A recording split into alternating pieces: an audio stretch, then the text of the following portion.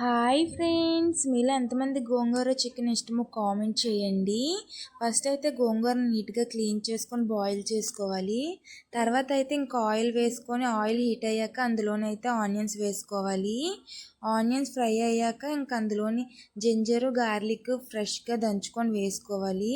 ఫ్రెష్గా ఉంటేనే టేస్ట్ బాగుండిద్ది. ఇంకా బ్రౌన్ కలర్లో అయ్యాక ఇంకా అందులోనైతే టమాటో వేసుకోవాలి. టమాటో కొంచెం నీట్గా బాయిల్ అయ్యాక ఇంకా అందులోనైతే సాల్ట్ వేసుకోవాలి. సాల్ట్ వేసుకోవడం వల్ల టమాటో అయితే ఫాస్ట్గా బాయిల్ అయిపోయింది.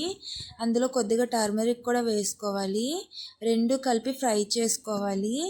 అది కూడా ఫ్రై అయిపోయాక అందులో చికెన్ వేసుకోవాలి. చికెన్ కూడా నీట్గా ఫ్రై చేసుకోవాలి.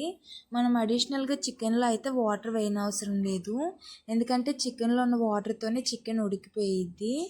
ఇంకా అది కొంచెం ఫ్రై అయ్యాక అందులోనైతే కారం వేసుకోవాలి. కారం వేసుకున్నాక ఇట్లా ఫ్రై టైప్లో వచ్చాక ఇందులో కొంచెం వాటర్ పోసుకోవాలి.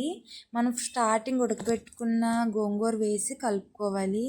ఇంకా ఆయిల్ పైకి తేలిపోతే ఇంకా అయిపోయినట్టే గోంగూర చికెన్. టేస్ట్ అయితే చాలా బాగుంది. బాయ్.